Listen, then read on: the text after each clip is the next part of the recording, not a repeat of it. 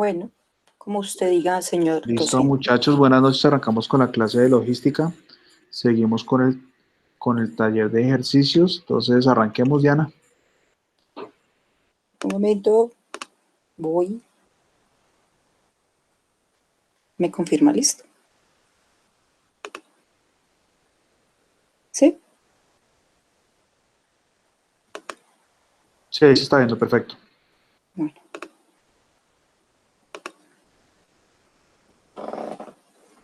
Bueno. Profe, vea, entonces yo abordé el taller del capítulo de índices de capacidad. El problema Sí. 2. Entonces dice, con respecto a los índices CP y CPK, explique qué mide el índice CP. Dice que mide la relación entre la tolerancia especificada y la tolerancia natural del proceso de capacidad del proceso. B. ¿Qué significa que un proceso esté descentrado? Explique con un ejemplo. Entonces, es cuando el proceso se inclina más hacia alguno de los lados izquierdo o derecho. Esto indica que el proceso está descentrado. En cuanto el valor del índice CPK es más pequeño que el CP, significa que la media del proceso está alejado de las especificaciones. Es cuando el valor del índice CPK es mucho más pequeño que el CP, significa que la media del proceso está alejado pues de las especificaciones. El ejemplo es, en un proceso de envasado de gaseosa, la especificación inferior es de 270 milímetros y la superior es de 290, con una valoración ideal o nominal de n igual a 280. Para monitorear el correcto funcionamiento del proceso de corte, cada media hora se toma 5 envases y se mide. De acuerdo con las mediciones realizadas en el último mes, en donde el proceso ha estado trabajando de manera estable, se tiene que la media y la desviación estándar del proceso poblacional son de U igual a 283 y la sigma de 3, respectivamente, de donde se destaca que el proceso no está centrado, ya que la media del proceso U de 283 está alejada del centro de las especificaciones de 280. Dice C. ¿Por qué se dice que el índice CP mide la capacidad potencial y el CPK la capacidad real? Entonces, apoyándose uno ahí.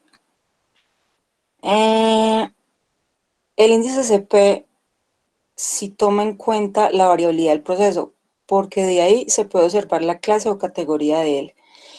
Y está la interpretación de la carta, que son los valores del CP y cómo se deben de interpretar en valor del índice, la clase o categoría del proceso y la decisión si el proceso está centrado. Entonces tenemos CP mayor o igual a 2, es de clase mundial, y se tiene la calidad 6 sigma, o sea, la ideal. El CP mayor a 1.3 es clase 1 adecuada, y 1 menor y CP entre 1 y 1.33 es de clase 2, parcialmente adecuada y requiere un control estricto. CP entre 0.67 y 1 es de clase 3, no adecuado para el trabajo y es necesario un análisis del proceso que requiere modificaciones serias para alcanzar una calidad satisfactoria. Y CP menor a 0.67, 4 es un número que no nos puede dar, no es adecuado para el trabajo y requiere de modificaciones muy serias, un replanteamiento. Dice que la D, ¿por qué se dice que ok, ¿por qué se dice que el índice CPK mide la capacidad potencial CPK? Con el CP nos dice cómo se encuentra la variabilidad, su variabilidad en el proceso, y de acuerdo a eso nos ubica en la clase o categoría del proceso, y el índice CPK representa el valor mínimo entre el CPI y el CPS, es decir, es igual el índice unilateral más pequeño y tiene la ventaja que considera el centrado del proceso. Entonces, este sería como sencillito, iniciando apenas como el taller de índices de capacidad, lo que nos da como la fortaleza y como el entendimiento para poder abordar todo el resto de los ejercicios. Listo, perfecto. Entonces, ese sería uno. Voy entonces al punto 10. ¿Sí? Es cortico también y sencillito, pero pues, profe, Sí, de Queda, una, de una. sí. De una En porque una, son tres problemas. en una empresa que elabora productos lácteos se tiene como criterio de calidad para la crema que está en 45% de grasa, con una tolerancia de más o menos 5. De acuerdo con los mostrados de los últimos meses, se tiene una media de 44.5, con una desviación estándar de 1.3. Dice que debemos realizar un análisis de capacidad para ver si se cumple con la calidad exigida CP, CPK, K, CPM y límites reales. Represente de maneras gráficas sus resultados y coméntelos. Bueno, yo me fui solo hasta donde pude, profe. Entonces dice que mis datos tengo las especificaciones inferiores, que son de 40, superior de 50, ¿esta es qué? ¿La mía? De 44.5, el sigma de 1.3 y N45. Ya sabemos la formulación del CP, que es superior menos inferior, dividido en 6 sigma. Esto me dio un total de 1.28, lo que me lleva a la tabla a ver que es de clase 2, parcialmente adecuado. Mira, CP entre 1 y 1.33. ¿Sí? 1.28 es de clase 2, parcialmente adecuado, requiere un control estricto. El CPK formulado con mínimo, acá como les indico, me da de 1.15. Y el K, con su formulación respectiva, da menos 0.1. CPM 1.39 y se que da, formulando esto, 1.196. Como el proceso CPM es mayor que UNE, cumple con las especificaciones. Pero la gráfica ahí sí ya me quedé. Me quedé en la gráfica, profe. No sé cómo graficarlo. Ok, listo, Diana. Ya miramos cómo está Diana conmigo de saldos. Me falta... Gómez Muñoz. Ok, listo. Listo, Diana, quedo con ustedes ejercicios. Sí, Listo, ¿quién yes, ya sigue? dejo de compartir. Profe, yo puedo exponer. Eh, Ortiz. Jiménez. por favor, escriben ahí en el grupo, en el grupo no, sino en la pantalla, y ahí se van asignando ustedes mismos los turnos.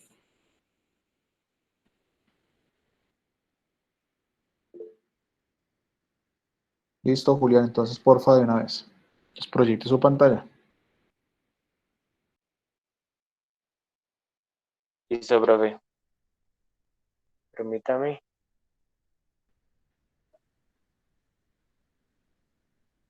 Entonces está ¿Ahí ya la están viendo? Julián, no.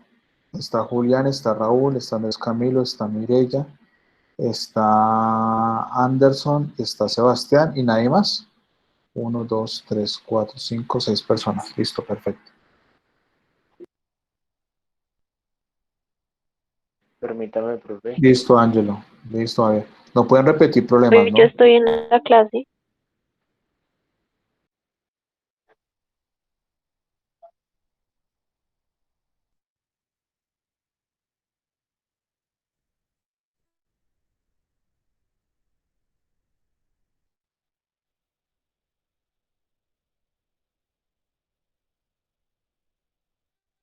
Profe, ¿ahí ya está viendo la pantalla? No, yo no la estoy viendo. No sé si sus compañeros están viendo, pero no.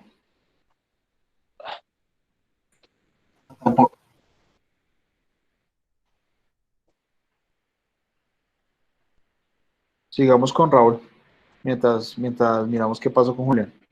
Listo, profe.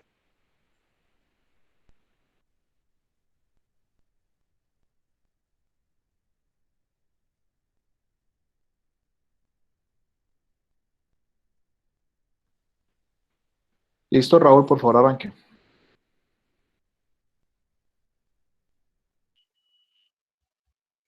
Listo, profe, ahí ven mi pantalla. Sí, ahí sí está viendo. ¿Listo? Bueno, pues yo voy a explicar del capítulo 7, el ejercicio 18 y el ejercicio número 20. Entonces, el ejercicio número 18 es una teoría que dice, ¿cuándo se recomienda aplicar una carta de individuales? ¿A qué tipo de variables? ¿Y a qué tipo de procesos? Entonces, se recomienda utilizar una carta de individuales a procesos lentos, costosos en los cuales para obtener una muestra de la producción se requiere de periodos relativamente largos. Su principal objetivo es estimar la variabilidad debida a causas especiales cuando se presentan lecturas individuales que constituyen tendencias. ¿Qué quiere decir eso? Ya que en estos procesos, al momento de extraer una muestra, debemos tomar esa muestra como parámetro, ya que al momento de extraer la siguiente muestra, se nos va a demorar demasiado. Entonces, por eso es importante tener como factor de referencia esa muestra que acabamos de extraer. Entonces, ¿a qué tipo de variables se utilizan?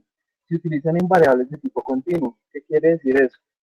Las variables de tipo continuo son aquellas que pueden tomar cualquier valor, como por ejemplo 10,8 o 5,4, es decir, valores con decimales. Eso es lo que la diferencia de variables de tipo discreta. ¿Y sí, en qué procesos los podemos utilizar? Los podemos utilizar en procesos como anteriormente lo mencioné, en procesos lentos, en donde resulta inconveniente esperar otra medición para analizar el desempeño del proyecto, como por ejemplo en procesos químicos que trabajan por lotes, procesos en los cuales las mediciones cercanas se tienen en cuenta por el error de mediciones como en las temperaturas. Es decir, ya que el instrumento con el cual vamos a medir tiene variabilidad, entonces esa tolerancia de efectos la debemos tener en cuenta y sacar un promedio para establecer nuestro parámetro de referencia. Y en procesos donde resulta costoso inspeccionar más de un artículo. Entonces esa sería pues la pregunta número 18 del capítulo 7. Y ahora vamos con el capítulo 7, este ejercicio que dice lo siguiente. Dice, la pureza de un proceso químico es medida para cada lote y los datos obtenidos se registran en cartas de individuales. En la actualidad se tienen que los límites de control para dichas cartas son los siguientes. Entonces nos dan estos tres valores. El límite de control superior es 0,92, el límite central o la media, que es de 0,86, y el límite de control inferior, que es 0,8. Entonces nos realizan las siguientes preguntas. Dice, bajo el supuesto de que el proceso está en control estadístico, explique de manera sencilla el significado práctico de estos límites. Entonces, el significado que nos dan estos límites es que nos permiten ver de una manera separada los procesos. Es decir, al momento de calcular los posibles defectos o errores del proceso, debemos calcular otros límites de control para así analizar más a detalle la otra parte del proceso, como por ejemplo los límites reales. Nosotros al calcular los límites reales estamos omitiendo los posibles defectos que vamos a trabajar y por ende vamos a trabajar con valores más específicos. Después nos dice, obtenga la desviación estándar del proceso. Entonces, basado en la fórmula del límite de control superior, ya que conozco la media, el límite de control superior y el z, entonces yo lo único que he hecho para calcular la desviación estándar fue despejarlo de la fórmula. Entonces, quedándome la desviación estándar es igual a 0,92 menos 0,86 dividido 3, lo cual me da que la desviación estándar es de 0,02. En la pregunta número C, me dice que estime los límites reales. Coinciden en este caso con los límites de control y por qué. Entonces, para calcular los límites reales, tenemos la siguiente fórmula, que es la media menos 3 veces la desviación estándar. Y el límite real superior, que es la media más 3 veces la desviación estándar. Entonces, vamos a reemplazar esos valores en la fórmula, los cuales nos indican que el límite real inferior es de 0,8. Y hacemos lo mismo con el límite real superior, que nos da 0,92. Entonces, respondiendo a la pregunta, le doy respuesta que dice, al calcular los límites reales, se eliminan los posibles partes defectuosas, indicando que el proceso es capaz. En este caso, los límites coinciden. Si nos damos cuenta, al momento de calcular el límite real inferior, nos dio 0,8. Y aquí vamos a darnos cuenta que el límite de control inferior es 0,8. Lo mismo pasa con el límite de control superior, que nos da 0,92 y el límite real superior es de 0,92. Es decir, que este proceso está bajo control. La pregunta B nos dice, se sugiere que el límite de control inferior sea igual a 0,84, ya que se tiene la exigencia por parte de la administración de que esta sea la pureza mínima tolerable del proceso. ¿Es correcta esta sugerencia? Entonces, si nos podemos dar cuenta, la administración nos dice que si podemos aumentar el límite de control inferior a 0.84. Entonces, nosotros si nos damos cuenta, nuestra media está en 0.86. Es decir, si aumentamos el límite de control inferior a 0.84, podemos manejarlo, pero bajo unos parámetros estrictos, ya que va a estar mucho más estrecho nuestro rango a trabajar. Y la pregunta E nos dice, si la pureza de los últimos 10 lotes es la siguiente, y aquí nos dan los valores de los 10 lotes, grafique estos datos en la carta y señale si pasa algo. Entonces, en este caso, pues vamos a enumerar del 1 al 10, pues el número de lotes y la pureza de cada uno de estos lotes. Después de eso vamos a calcular el promedio, que es la suma y la división por 10. Y ese es nuestro promedio. Y adicional a eso vamos a calcular los límites de control superior y los límites de control inferior, pero ahora con el promedio que nos dio de nuestras 10 muestras. Entonces, efectuamos los datos en nuestra ecuación y encontramos que el límite real inferior es de 0.79. Y hacemos lo mismo en el límite real superior. En este caso nos da 0.89. Entonces ya con estos datos podemos hacer nuestra gráfica. Entonces, si nos podemos analizar la gráfica, casi el 99% de los datos se encuentran dentro del rango del límite superior y del límite inferior. Pero este primer dato de acá que nos da 0.9 está por fuera del límite de control superior. Pero está muy pegadito al límite de control superior, ya que nuestro límite de control superior es 0.899 y este nos dio 0.9, o sea, está muy pegadito. Entonces, respondiendo a la pregunta, yo coloco, al analizar los resultados observados, observamos que el valor 0.9 se encuentra por encima del límite de control superior. Por esta razón, se dice que el proceso se debe mejorar en ese valor para tener la pureza del proceso productivo, ya que pues se nos sale de nuestro límite, pero es por muy poquito. Listo, profe, esos fueron mis dos ejercicios que me faltaban. Listo, perfecto. Entonces venga a ver, verifico que sea así. Sí, perfecto. Listo, profe, Listo. gracias. ¿Listo, profe? ¿Quién sigue? ¿Ya la puedo proyectar? Hágale, proyéctela. ¿Ahí se coloca toda la pantalla o una ventana, profe? Toda la pantalla para no complicarse tanto.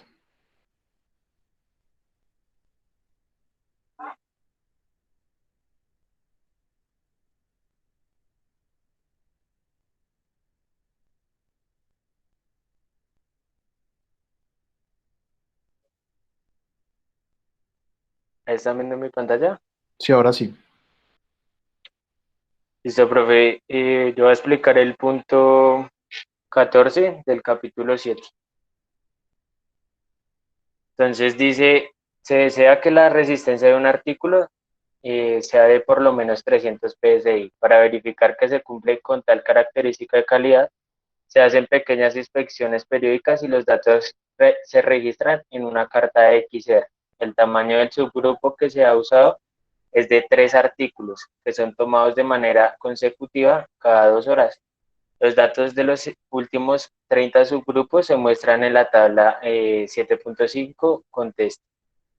Bueno, el punto A dice, dado que la medida de las medias es de 320.73, que viene siendo esta columna, que viene siendo la línea central, cumple con la especificación inferior, con el límite inferior de 300 explique. Entonces, bueno, acá como tal, lo que hice fue hallar el límite de control superior con el límite de control inferior, y para ello, permítanme.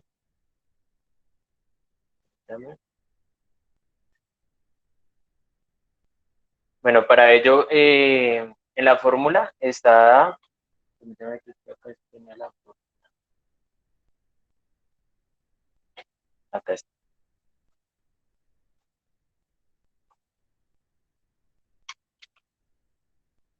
Listo, tenía esta fórmula que viene siendo el límite de control superior, que viene siendo el promedio de los promedios, más el A2 por el R. Entonces acá lo que hice fue el promedio de los promedios, que viene siendo esta columna, el promedio de los promedios obviamente de los tres datos. Bueno, más el A2, que lo hallé con la tabla de las cartas de operaciones, y el R, que viene siendo el promedio de los promedios de los rangos, que nos da ahí mismo en la tabla. Así hallé lo que es el límite de control superior y el límite de control inferior. En el B dice calcule los límites de la carta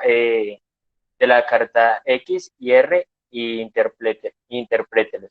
Y también dice obtenga las cartas e interprételas, los puntos afuera de tendencia, ciclos, alta variabilidad, etcétera.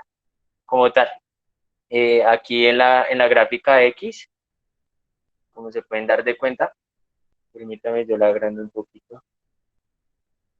Acá en la tabla X se puede notar de que este punto, el punto 20, está por fuera de los límites.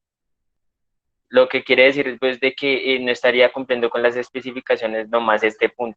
Sin embargo, se hace la tabla, que pena, el gráfico de control R, que es el que nos identifica, que pues a pesar de que en la gráfica X se encuentra por fuera, en la gráfica R se encuentra por dentro. ¿Esto a qué se debe? Porque pues el punto, a pesar de que se encuentra por fuera de la tabla X, tiene buena variabilidad conforme a los otros puntos, y por eso presenta de que se encuentra por dentro de esta gráfica, de la gráfica R. Acá yo lo deduje, se puede observar que el gráfico de X, que el punto 20 no se encuentra por dentro de los límites de control. Sin embargo, se rectifica que este punto sí está dentro de los límites de control de la tabla R, que su variabilidad es baja, lo que lo hace estar dentro del límite de control de R. Bueno, en lo que es la D, dice, de una estimación preliminar, identifique su inestabilidad, SR. Como tal, la inestabilidad se saca del número de causas asignables con el número total de puntos asignados. Bueno, entonces lo que quiere decir el número de causas asignables es los puntos que se encuentren por fuera dividido sobre la cantidad de los datos. Como era un solo punto que estaba por fuera, entonces divido 1, divido 30 y me va a dar el 0.33, y eso se multiplica por 100 para tener el porcentaje de inestabilidad. Él le dice, el proceso muestra una estabilidad o estado de control estadístico razonable. Bueno, el proceso no muestra estabilidad porque porque la tendencia, hay valores que salen fuera del rango, salen fuera de los límites de control, como les estaba ahorita diciendo, pues en la gráfica X. Bueno, dice para ello, haga un análisis de capacidades de proceso. Para ello, estime la desviación estándar. Como tal, la desviación estándar la lleve pues con la fórmula de desviación, utilizando pues todos los datos, o sea, todos los datos de las diferentes observaciones. Son 3 observaciones de 30 datos, y pues así hallé lo que es la desviación estándar, que pues me dio 10.33. También dice, calcule los límites reales e interprételos. Entonces, los límites reales, dice que es, bueno, no sé cómo es que se llama, bueno, la U más 3 por la desviación estándar. Ese es el promedio, ¿no? Eso es mu. O X Mu, barra. exactamente, el promedio de las medias, correcto, qué pena. Entonces, el promedio de los promedios, yo lo tomo pues aquí, como lo tengo identificado, que es la línea central, viene siendo la misma. Entonces, reemplazando la fórmula, me queda pues de que el límite real superior es igual a 351,74, y el límite real inferior en 289,75. Bueno, dice dice obtenga el histograma de los datos individuales, pero para ello o sea, el histograma no lo supe sacar o sea, no supe hacer el histograma, profe. Entonces se lo dejé así. Ok. Dice calcule el CPI e interprételo. Entonces la fórmula acá del CPI viene siendo lo que el profesor nos decía, el promedio de los promedios menos el límite inferior por 3 por la desviación estándar. Eso me da un igual a 1, ¿de acuerdo? Acá está formulado. Permítanme. Ahí yo lo deduje como que se puede interpretar que el proceso se encuentra demasiado justo para cumplir con las especificaciones estimadas, debido pues a que el CP para que cumpla las especificaciones, según lo que entiendo, debe ser un poco menor a 1. Ya si se pasa de 1, no estaría cumpliendo las especificaciones del proceso. Bueno, y dice, el proceso es capaz de cumplir específicamente, entonces aquí colocó el proceso se encuentra demasiado justo, como había deducido pues, en el anterior punto. Se encuentra demasiado justo para cumplir con las especificaciones, sin embargo se puede deducir según las gráficas que los puntos de control estarían en los límites debido a su poca variabilidad.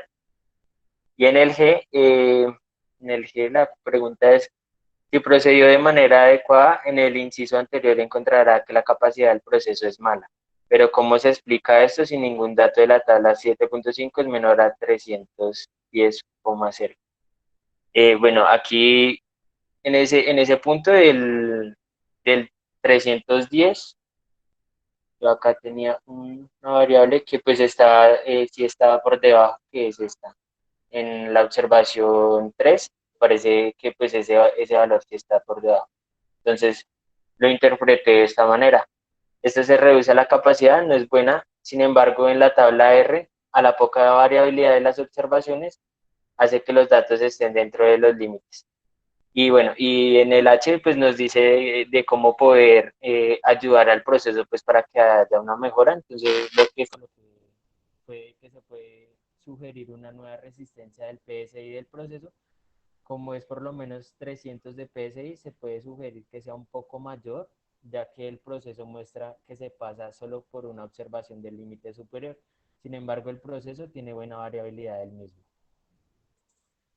¿Listo, profe? Listo. Y pues mis compañeros ¿cuáles fueron los que explicaron de teoría? ¿Puedo explicar uno de teoría?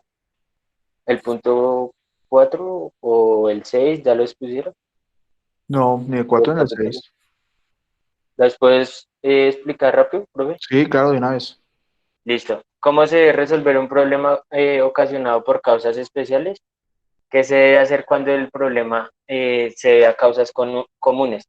Bueno, lo que resta del problema en causas especiales, se debe atender el problema, digamos, específicamente, o sea, un trato como más allá a fondo, no un trato como sencillo.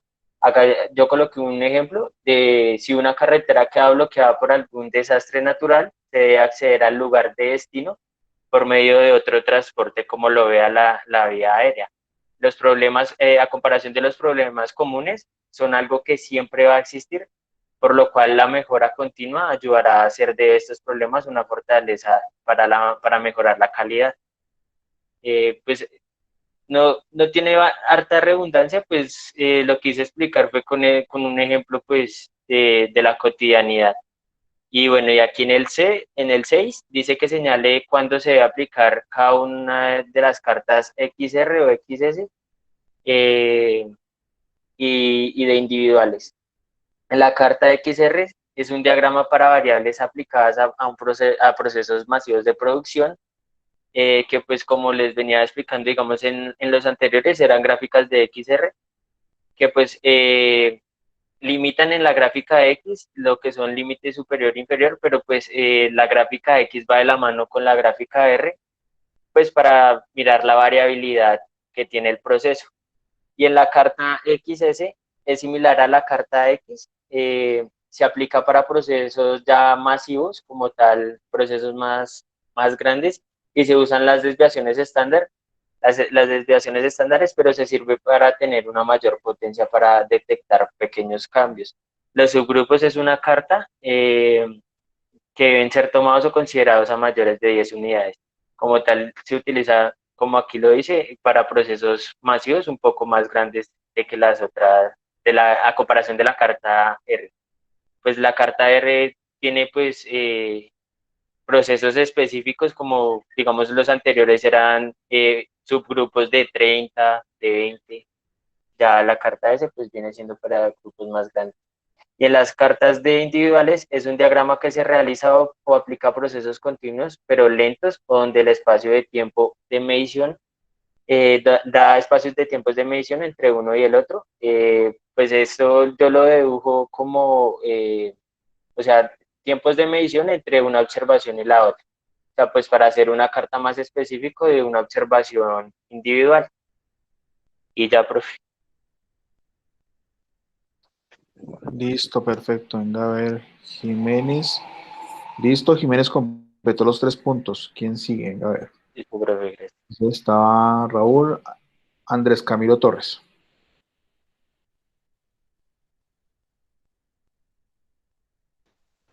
Buenas noches, compañeros, ¿cómo están? Y profe, ¿cómo está? Listo, Andrés, hágale de una. Ya lo presento.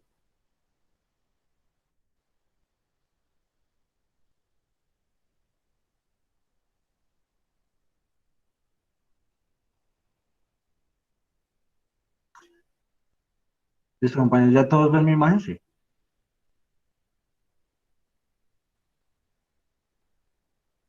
Sí, ahí se ve.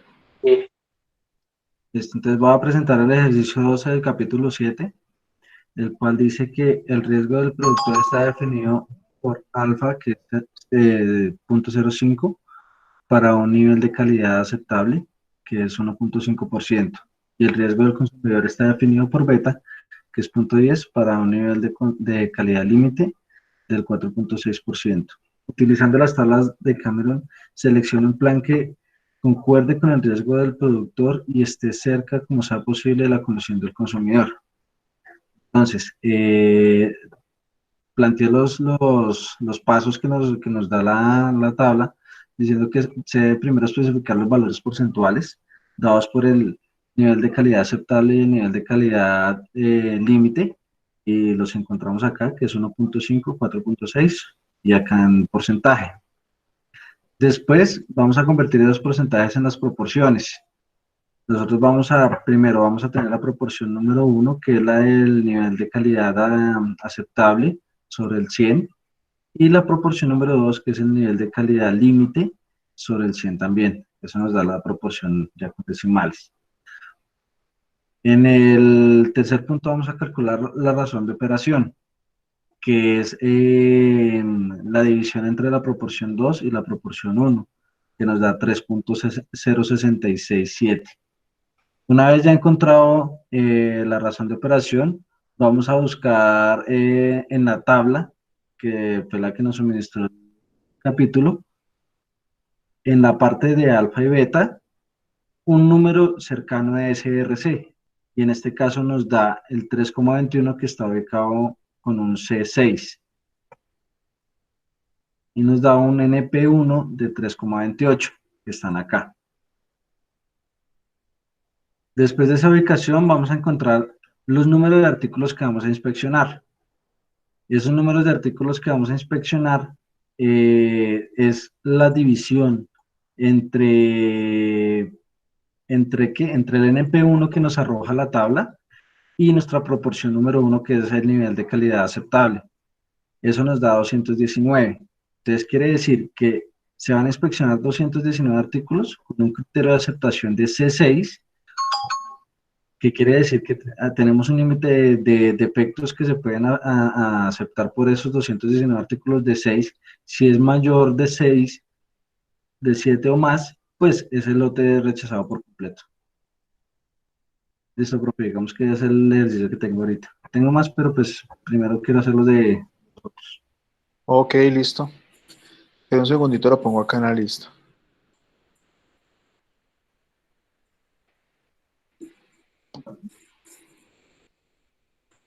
Torres. Este es su segundo problema, ¿no? Sí, profe. Listo. Después de Torres, ¿quién va? Torres va Mirella. Hola, profe. Hola, Mirella.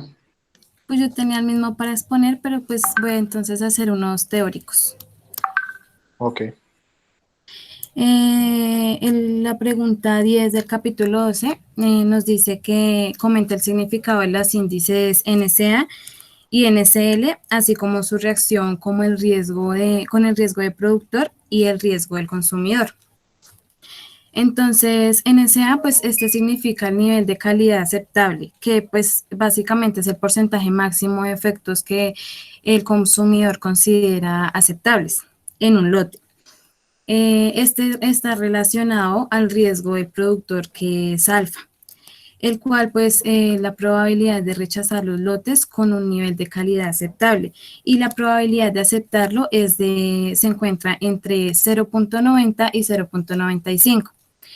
El nivel de calidad aceptable no es igual a 1, por lo cual existe un riesgo del 0.5 y 0.10 de no aceptarse. El NCL significa nivel de calidad límite, que es un porcentaje de defectuosos en un lote que el consumidor no considera satisfactorios y por esta razón quiere que se rechace con la alta probabilidad. Esto quiere decir que los lotes que tienen este tipo de calidad casi siempre deben ser rechazados, pero pues hay una probabilidad de aceptarse que está entre un 0,5 o un 0,10. A esta probabilidad normalmente se le designa como la letra B, delta. Y la probabilidad de aceptar los lotes de calidad no satisfactorios pues no es de 0, pues por lo que ya les había mencionado anteriormente, hay alguna probabilidad mínima de que se puedan aceptar. Entonces, pues por esta razón el riesgo de no rechazar este tipo de lotes está relacionado con el riesgo del consumidor, ya que es la probabilidad de aceptar los lotes con una calidad igual al nivel de calidad límite. Listo, profe. Ok, ¿solamente uno? Sí, porque pues tenía el otro ejercicio, pero pues ya lo expusieron. Listo, ok. ¿Quién sigue?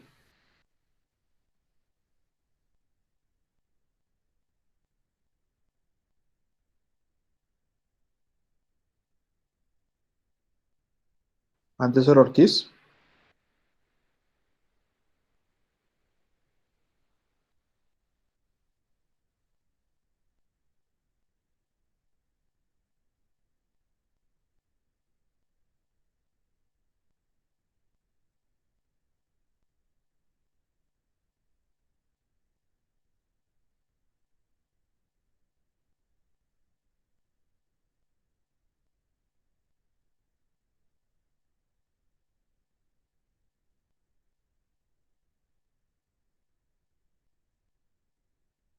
Aló, compañeros, ¿ven la pantalla?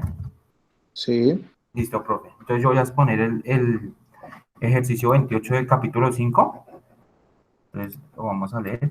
Dice que en un proceso tiene 5 defectos codificados con las letras A, B, C, D y E. Los siguientes datos fueron recolectados en cierto periodo de tiempo, registrados de defectos, unidades y oportunidades. Entonces, en el ejercicio nos daban las características, los defectos, las unidades y el número de oportunidades en el ejercicio. Entonces, primero, ¿qué debemos hacer? Nos dicen que con base a los datos de la tabla obtenga el DPU, el DPO, el DPMO para cada tipo y así el total. El DPU es el defectos por unidad. ¿Cómo hallamos los defectos por unidad? Pues cogemos los defectos y lo dividimos en las unidades.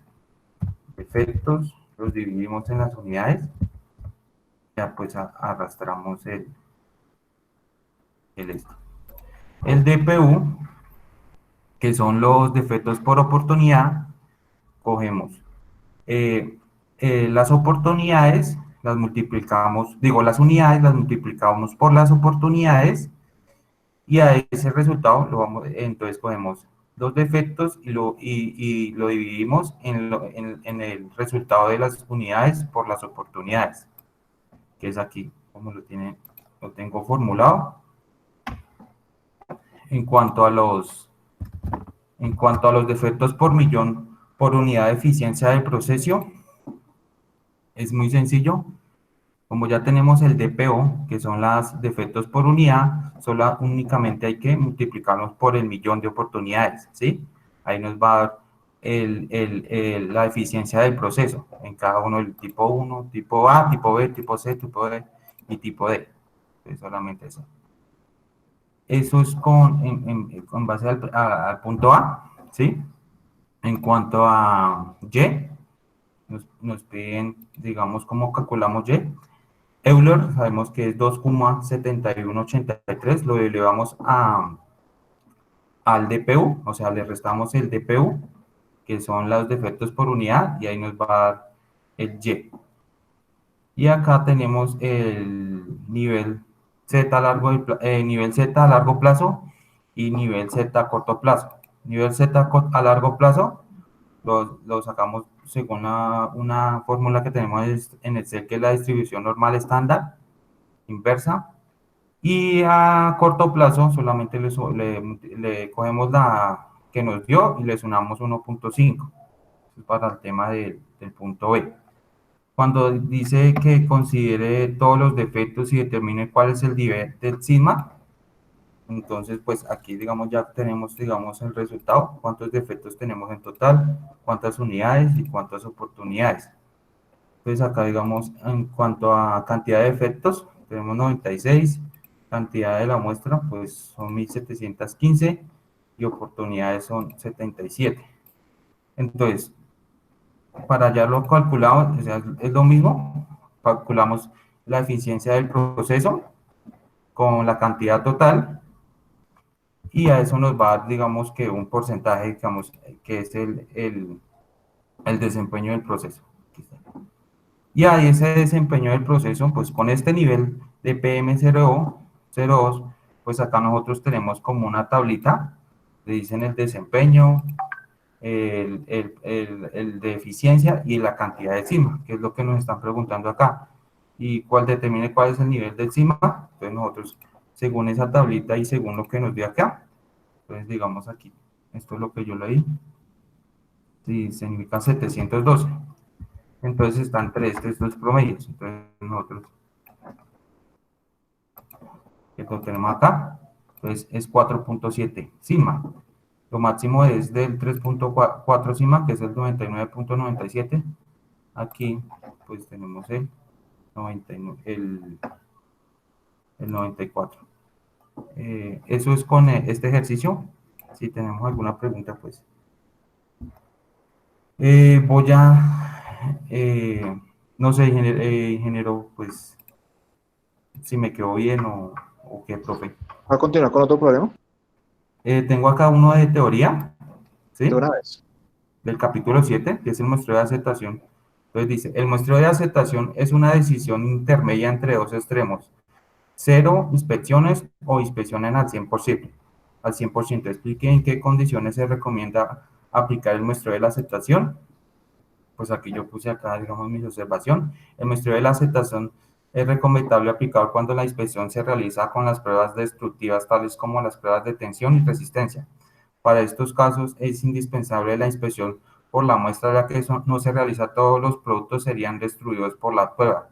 También se recomienda cuando el costo de la inspección es al 100% es elevado en una comparación de pasar las unidades defectuosas.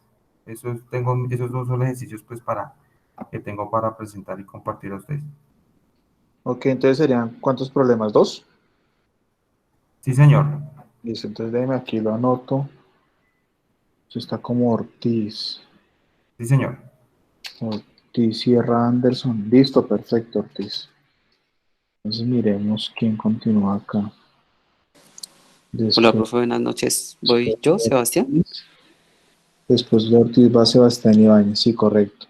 Sí, profe, es que no me está dejando proyectar la pantalla. Puede pasar si quiere otro compañero mientras me deja Ok. proyectar. Es que, Ahí sigue Ángelo Nicolás. Listo, ahí ya voy a presentar la pantalla. Vale.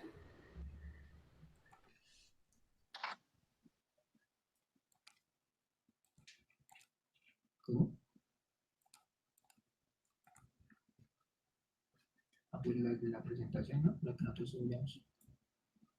Ahí ya pueden ver la pantalla. Sí, ya la está presentando. Listo, entonces yo voy a exponer de 3 problemas, 2 teóricos y uno de aplicación. Sería del capítulo 12, entonces, ¿cuál es el Ok. propósito de los distintos niveles de inspección en las tablas de militar estándar? Eso es MILSTD 105E. Entonces, Este el, tablas militar estándar habitualmente son los que se usan en producción.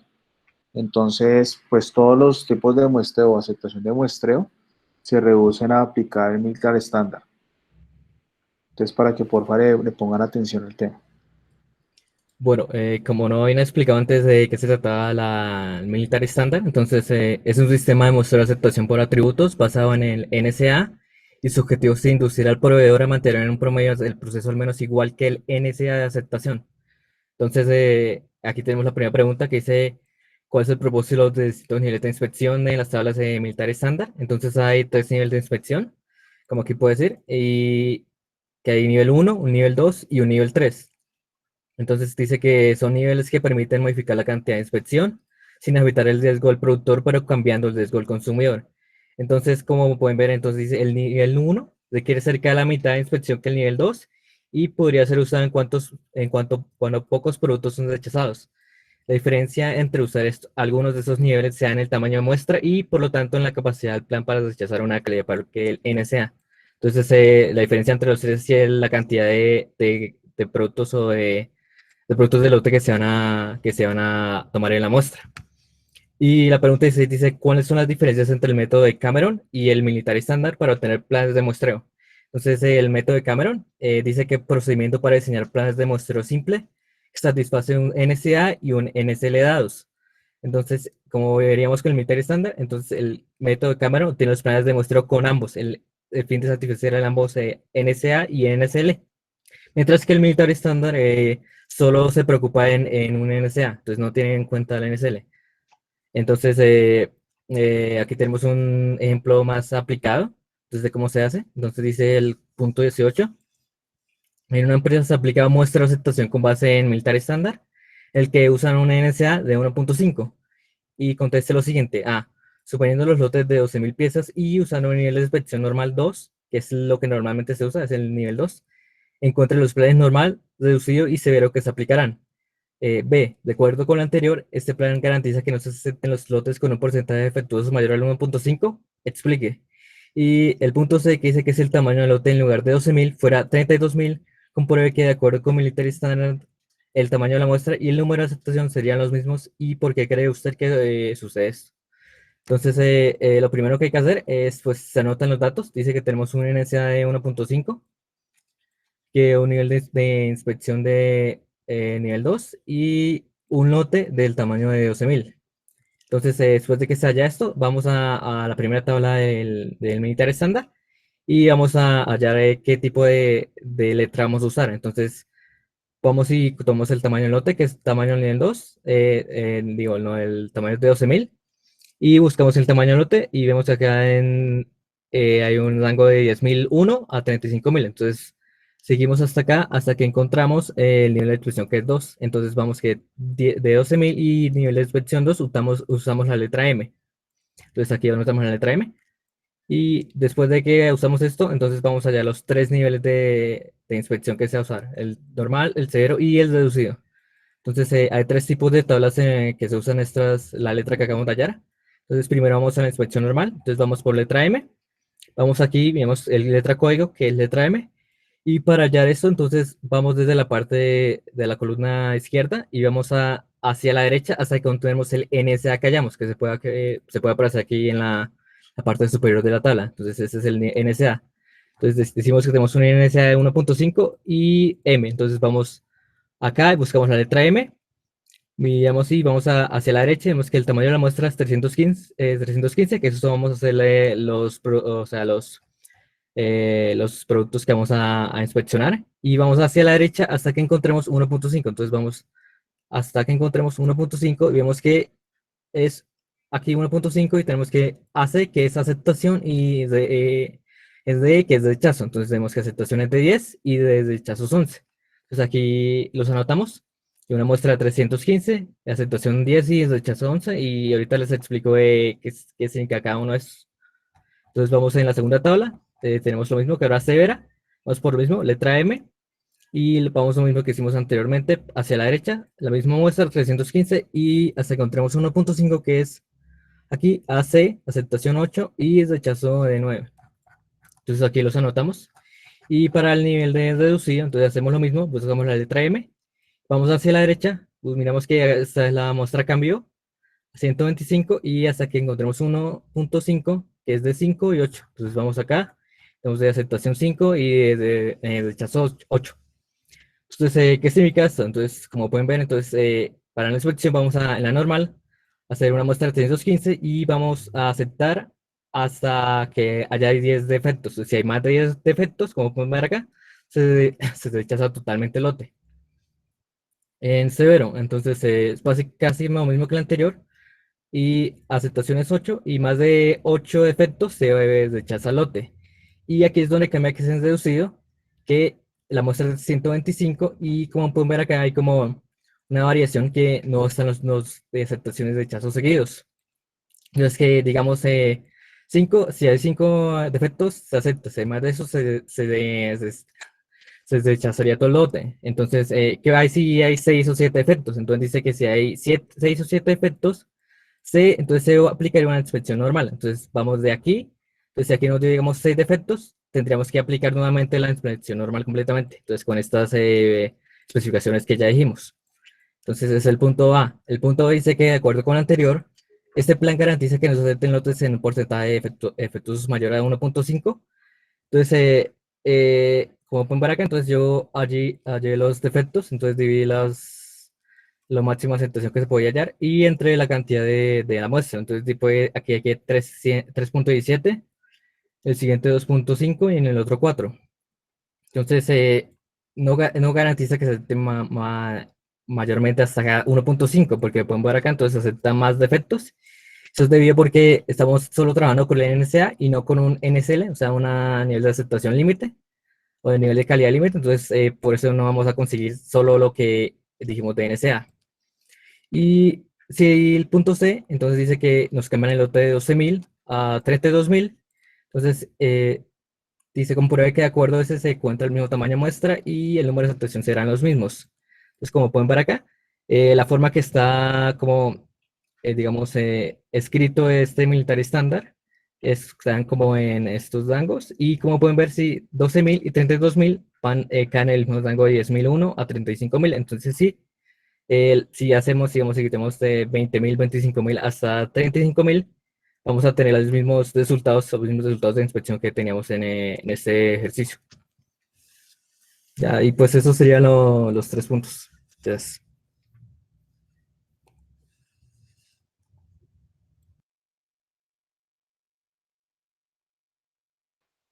Ok. Ángelo Cristian Javier.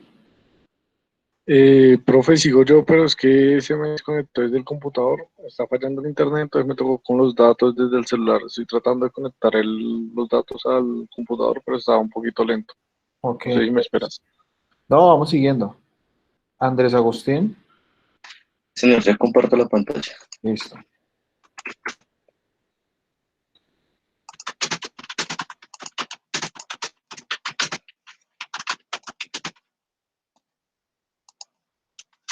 Ahí la puede ver, profesor. Sí, ahí se ve, ahí se ve. Listo. Entonces voy a realizar el ejercicio 34 del capítulo 5. Esto es sobre... Dice que la longitud de un ensamble final Y está dado por la siguiente combinación lineal de 4 componentes individuales. Entonces, Y es igual a X1 más 3X2 más X3 más X4. Para la longitud final se tiene una tolerancia de 107 más o menos 1.5. Las longitudes de cada componente se distribuye normal con media y varianza conocida. Entonces especifican para X1, perdón, la media es de 19,8 y la varianza es de 0,15. Para X2 la media es de 10, la varianza es de 0.09. Para X3 la media es de 25.02 y la varianza es de 0,3. Y para X4 la media es de 32 y la varianza es de 0,23. Todas las longitudes están dadas en milímetros y puede suponerse independientes porque son producidas en máquinas diferentes. Entonces, la pregunta que dice es, ¿qué porcentajes de ensambles finales cumplen con las especificaciones? Entonces, lo primero que se hace es, voy a agrandar un poco acá, calcular las especificaciones del ensamble final. ¿Cómo se hace entonces? Sería si la tolerancia es de 7 más o menos 1.5, entonces la especificación mínima sería de 105.5 y la máxima sería de 108.5. Para calcular el porcentaje de ensambles, entonces primero calculamos, vamos a hacer los componentes del ensamble que están preguntando. Entonces, yo hice aquí la gráfica, este es el ensamble Y final, y está el componente X1 una sola vez, X2 se repite 3 veces, X3 y X4. Y calculamos la media de este ensamble, sumando todas las medias de cada componente, y calculamos la varianza del ensamble, sumando todas las varianzas de cada componente. Entonces, la media, como lo especificaban aquí en el ejercicio del componente X1 es 19,8. Del X2 se multiplica 3 veces la media la media del componente X2, la media del componente X3 y el X4, y al sumarlas da 106.82. Lo mismo se hace con la varianza. Entonces se suman y la del componente X2 se multiplica por 3. Y aquí lo tenemos en esta fórmula. Y después calculamos la desviación. La desviación de las especificaciones se calcula sacando la raíz de la varianza de Y. Entonces, dice que el ejercicio A dice que qué porcentajes de ensambles finales cumplen con las especificaciones. Entonces, para hallar el porcentaje de los ensambles que caen dentro de las especificaciones, se puede obtener con la fórmula en Excel, que es de la distribución normal, utilizando la especificación superior o mayor, que en este caso sería 108.5, con la media que se halló de toda la función, que en este caso sería 106.82, y con la varianza y con la desviación, perdón, del ejercicio, que sería la raíz de la varianza de toda la especificación. Y a ese se le resta, pues sí, la misma distribución normal, pero utilizando la especificación mínima, que en este caso sería 105.5. Entonces acá podemos ver la fórmula. Entonces está la distribución normal utilizada con la especificación superior, menos la fórmula de distribución normal utilizando la especificación inferior, y eso nos da un valor de 0,7759. El porcentaje sería 77,59, por lo tanto, ese porcentaje de productos ensamblados son los que cumplen con las especificaciones que está pidiendo el ensamble. El siguiente punto dice, calcule el CP y el CPK para el ensamble final e interprete. Entonces, para hallar el CP,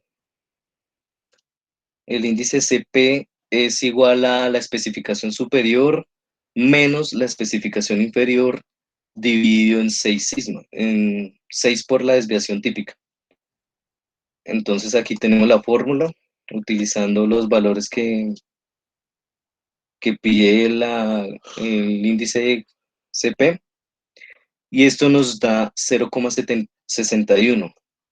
Nos vamos a la tabla donde se muestra pues la interpretación de los valores CP, y ese valor está por menos de 0,67, lo que quiere decir que no es adecuado para el trabajo, requiere modificaciones muy serias. En el caso de los los productos de este ensamble. Andrés, un segundo. Sí, señor. Angelo le envié un mensaje por el interno, por favor, para que me lo responda. Listo, Andrés, continúe. Ok, gracias. En el caso de los productos, entonces, los productos no son adecuados para el ensamble y necesitan ser modificados. Al hallar el índice CPK, se calcula con el mínimo de la media menos la especificación inferior dividido en 3 por la desviación típica y la especificación superior menos la media dividido en 3 por la desviación típica. Entonces aquí tengo la fórmula de del índice CPK y nos dio 0,68. Cuando el índice CPK es menor que 1, indica que la capacidad del proceso es inadecuada. O sea, en este caso, la capacidad del ensamble, del ensamble final es inadecuado por las medidas de los productos. Y ese sería el punto 34. Profesor, una pregunta. Sí, claro. Usted nos decía que los puntos que tienen que ver con el punto anterior no se realizan, ¿cierto? Digamos, en el caso del 36, para hacerlo toca realizar el punto 35. No, Eso no se realiza, ¿cierto? que se referenciaban a capítulos anteriores. O sea, ¿A capítulos anteriores? Ah, claro, ok, el listo. problema, por ejemplo, 5, y le decía devuelvas al capítulo 1, ese no. Ok, entiendo. Sí, porque entonces aquí, digamos, este capítulo serían más ejercicios. En el caso del 36 tocaría hacer el 35, el 36. En el caso del 38 tocaría hacer el 37, el 38 y aumentaría más. Correcto, sí, porque yo solo revisé y sí. Ok, listo. Bueno, entonces voy a explicar ahora el ejercicio 40. Dice, este ejercicio es un poco largo. Como parte del ensamble de un producto, en la figura 5.11, aquí se muestra la figura 5.11, se aprecia el ensamble de una barra diagonal. La longitud de la barra, que es esta, se distribuye normal con una media de longitud igual a 300 milímetros y una desviación de la longitud de 0.3. El ángulo θ de la diagonal de la base, que es también es una variable aleatoria que se distribuye con una media de θ de 45 grados y una desviación de θ de 0,4 grados. Con estos elementos interesa conocer los límites naturales de tolerancia para la altura, los límites naturales de h, de la base final hasta la barra diagonal, que es de aquí hasta acá. Entonces, dado que h es el seno de θ por L, mediante simulación Monte Carlo, obtenga la media y la desviación estándar de h. Entonces, en el libro nos especificaba que para allá la simulación Monte Carlo se utilizaba una herramienta de Excel de la siguiente manera. Entonces, toca utilizar en datos, análisis de datos, generar números aleatorios dentro del procedimiento generación de números aleatorios. Para cada uno de los ensambles o variables es necesario rellenar las opciones como se demuestra a continuación. Lo disminuyo un poquito para que se vea. Entonces, en número de variables hay que ingresar 1, en cantidad de números aleatorios son 5000, en distribución se debe escoger la opción normal, en parámetros se debe especificar la media y la desviación estándar de la variable, en iniciar con hay que dejarlo en blanco, y en las opciones de salida hay que especificar la columna donde se desea generar los números. Entonces aquí ya tengo los números aleatorios que he generado, están los 5000 registros, y voy a explicar cómo se hace, pues los pasos que acaban de decir para utilizar perdón, la simulación Monte Carlo. Entonces, dice que toca ir a datos, en la opción de análisis de datos, seleccionamos generación de números aleatorios y le damos a aceptar. Dice que en número de variables siempre toca especificar 1. En cantidad de números aleatorios son 5000. En distribución hay que escoger la opción normal y hay que utilizar para la variable de longitud la media de longitud que nos daba aquí el ejercicio, y para la variable de el ángulo teta utilizar la media de teta y la desviación estándar, que en este caso era 45 y 0.4. Y el siguiente paso es seleccionar el rango de salida. O sea, yo escogí esta celda y aquí para abajo van todos los números aleatorios que genere. Entonces, al hacer este procedimiento de aceptar, automáticamente el Excel genera los 5000 números aleatorios que van a ser la muestra. Esa es la simulación Monte Carlo. Y a estos 5000 datos hay que generarles la media y la desviación. Entonces aquí tengo la fórmula donde pues hice el promedio de los datos y donde generé la desviación de de todos los datos que nos daban acá para la variable de longitud. Hice lo mismo para la variable de teta, que es del ángulo. Calculé el seno de teta. Bueno, entonces nos dice que para hallar h es igual al seno de teta por la longitud. Entonces, hallé el seno de teta de cada dato y la variable de la longitud la multipliqué por el seno de teta para hallar las variables de h. Aquí están los 5000 muestras de h. Y hallé el promedio de h y la desviación de h. Entonces, ahí ya está, pues ya se generó el primer punto, el punto A. El punto B dice: de las simulaciones hechas para obtener h, construya un histograma y con base en este, vea si es razonable suponer que h se distribuye normal. Entonces, ¿yo qué hice? Seleccioné todos los datos de h de toda esta columna para generar un gráfico. Aquí lo hice en insertar, gráficos recomendados. Aquí está el histograma, seleccioné esa opción y aquí me generó el histograma de los datos. Entonces visualmente podemos ver que H no está centrada porque se desvía la media hacia la derecha, que ese es el punto B. Entonces no se distribuye normal.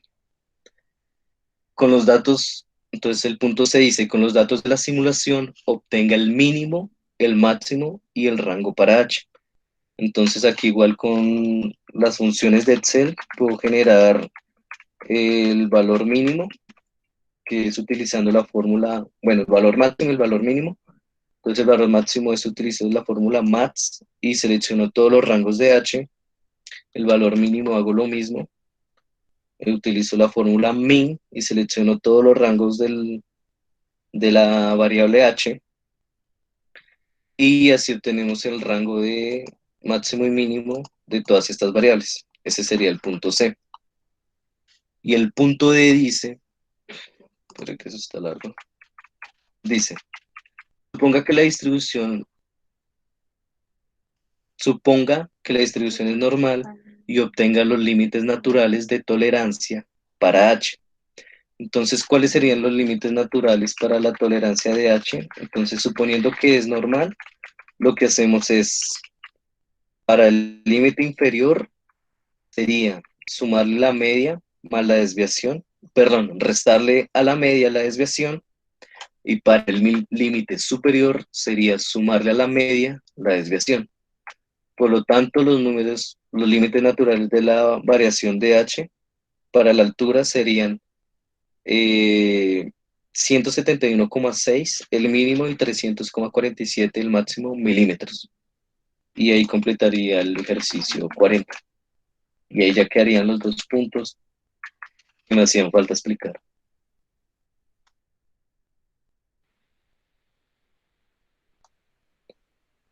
Armero, tenía un punto, Sí, con señor. esto completa los 3 puntos, correcto. Ok. Listo, entonces, ¿quién sigue?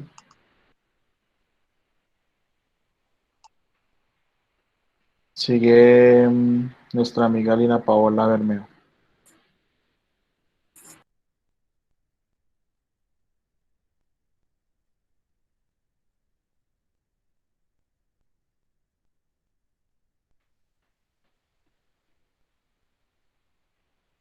Lina.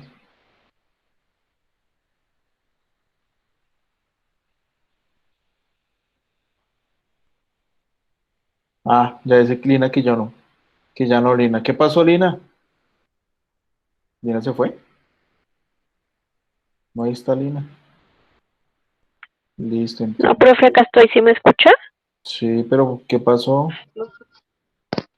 Profe, es que estoy con muy mala señal y cuando usted nos estaba nombrando de los que habían, pensé que estaba, era como mirando quién estaba en clases, que estoy escuchando súper entrecortado porque el internet está muy malo. Ok, listo. Y entonces, Germán David Hernández. Presente, profe. Ya presento la pantalla. Listo, hágale.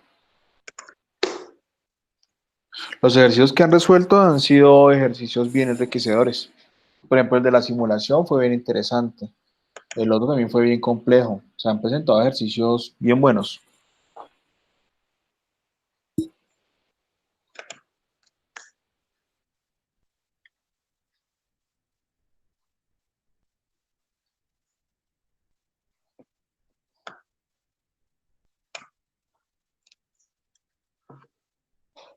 Listo, profe. ¿Me puede confirmar, por favor, si ve la pantalla?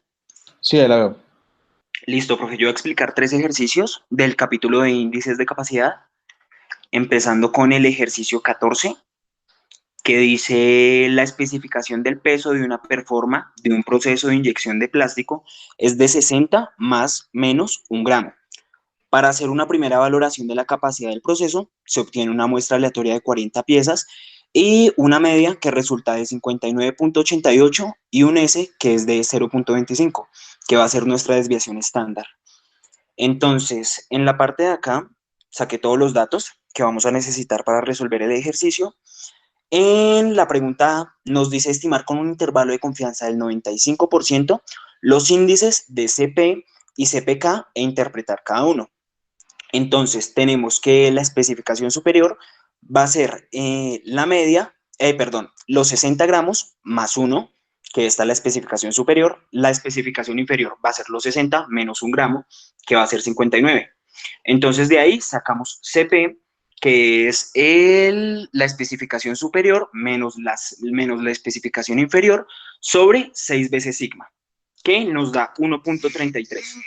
En la tabla de CP nos dice que 1.33 es adecuado por ser nivel 2. En la parte del CPK sacamos un mínimo utilizando las dos ecuaciones que estaba mostrando mi compañero en el ejercicio anterior, que sería la especificación superior menos mu sobre 3 veces la desviación estándar. Y la que tiene que ser menor, que sería mu menos la especificación inferior sobre 3 veces la desviación estándar. Entonces escogemos el que es menor y es 1.17. Entonces nos dice que el CPK no es adecuado porque debe ser mínimo 1.25. En la parte del CPM debemos hallar un valor, el cual es R, y de ahí calculamos, en vez de la desviación estándar, se calcula con R, que sería la especificación superior menos la especificación inferior sobre 6 veces R. Y tenemos que es 1.20. Y decimos que cumple con todas las especificaciones de calidad por ser mayor que 1. En la pregunta B, decimos que si hay seguridad de que la capacidad del proceso sea satisfactoria. Entonces decimos que no hay seguridad, ya que en el CPK no es estable y existe incertidumbre sobre la capacidad real por el tamaño de la muestra, que es tan pequeño. Entonces lo mejor sería hacerlo con una muestra que sea mayor. Y en la pregunta C, decimos que porque es necesario estimar por intervalo. Entonces decimos que es para tener una mayor seguridad sobre la capacidad verdadera del proceso. Entonces ese es el ejercicio 14. Ok. El ejercicio 20 nos dice que explicar cuál es la diferencia entre la capacidad de corto y la capacidad de largo plazo. Entonces decimos que la capacidad de corto plazo se calcula con datos tomados en un periodo de tiempo que no puede influenciarse por factores externos, como puede ser la temperatura, puede ser la gente de la empresa, pueden ser hasta proveedores. Y la capacidad de largo plazo se calcula con un tiempo que sí se ve afectado por esos por esos factores, como lo puede ser el pasar del tiempo, la misma temperatura, entre otros factores. Y por último, tenemos el ejercicio 22, que dice que tenemos que dar un ejemplo donde se aplique defectos por unidades, defectos por oportunidades y defectos por 1.000.000 de oportunidades. Entonces yo hice este ejemplo, me parece que es corto, pero pues es muy entendible. Entonces decimos que en una empresa de calzado, en 100 unidades se producen 3 defectos, con un número de oportunidad de 15 defectos. Entonces, como estaban explicando en los ejercicios anteriores, el DPU van a ser los defectos sobre las oportunidades, que va a ser 3 defectos sobre las 100 oportunidades igual a 0,03. En las defectos por oportunidades, entonces va a ser igual el DPU sobre las oportunidades, que va a ser igual a 0,002. Y en los defectos por 1.000.000 de oportunidades, sencillamente el anterior lo vamos a multiplicar por 1.000.000. Y tenemos que va a ser 2.000. 2.000 defectos por 1.000.000 de unidades. Y listo. Esos son los 3 ejercicios. Listo, perfecto. Entonces, déjenme reviso acá. Hernández Guerra. Hernández Guerra. Listo, perfecto. Listo, profe. Muchas gracias. Vale. Hacemos un barrido acá rápidamente, cómo están de asistencia. Anderson, Andrés Agustín, Camilo Andrés, Angelo Nicolás, por favor la fotografía. Cristian Javier Hernández, Daniel Alejandro, Diana Patricia, Germán David, Jessica Fernanda, Juan Esteban, Julián Eduardo, Lina Paola, Mirella, Raúl, Sebastián Ibáñez, la fotografía. Y Gerard Alberto Vaquero. Gerard Alberto, ¿cómo va?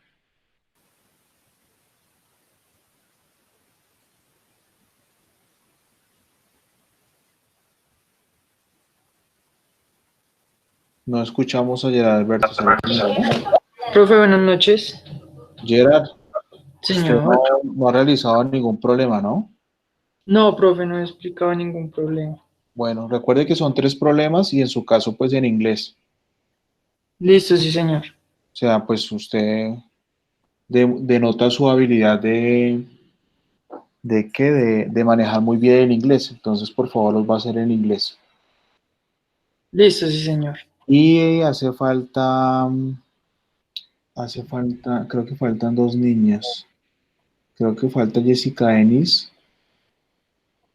Y creo que nadie más. No se les olvide, porfa, la asistencia, ¿vale? Listo, muchachos. Entonces nos vemos el martes. Solo nos falta. Profe, gracias. Vale, que estén Muy bien. buenas noches, qué pena. ¿Los ejercicios van a quedar para el martes o para el viernes? No sé en qué fecha están. Venga, miramos. Creo que estaban para el martes, pero es a ver si de pronto le podemos dar una esperita que nos faltan algunos y de pronto el viernes si se puede. Espera, miramos para cuándo estaban. Sí, profe, sería favorable para ver si también nos concentramos pues un poquito más también en el quiz. Es que ahorita todos volvieron a retomar, profe, de trabajo y todo eso y nos quedamos sin tiempo, así nos cortaron el tiempo a la mitad. Se me pasó lo mismo, yo también ya volví a vacaciones, sí, no me queda al mismo tiempo. O sea, el quiz está para el 19 y el taller debe estar también para el 19. Sí, movámoslo para el 22. Movámoslo para el 22 de mayo el taller. Y el quiz si lo dejamos para el 19.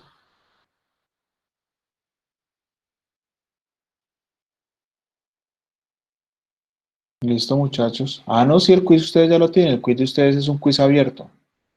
Sí, el de inglés, el que está en inglés. El que está en inglés. Hay un tema que vale la pena mencionarlo. Y es que varios de sus compañeros se lanzaban a resolver el quiz a ensayo y error. Entonces, pues la idea era hacerlo a ensayo y error, pero también como que analizando el tema de la complejidad del problema, Primero, pues que está en un idioma que no es nativo para nosotros. Y lo segundo es que, pues la idea no es buscar las respuestas, sino entender, como yo les dije en su momento, entender qué pregunta es y poderla responder acertadamente, pues con una serie de intentos. Pero pues algunos de ustedes se dedicaron fue a obtener la respuesta forzada. Entonces, tengan en cuenta eso, que eso no es una buena forma de actuar y se están formando como profesionales. Entonces las cosas, como yo les dije en su momento, se dejó abierto, era para que lo intentaran de una forma honesta. El quiz, ese quiz creo que vale, creo que el 10%, no tiene un peso fuerte. Pero pues más que el peso del quiz es el carácter y la honestidad pues, que estos personajes mostraron ahí.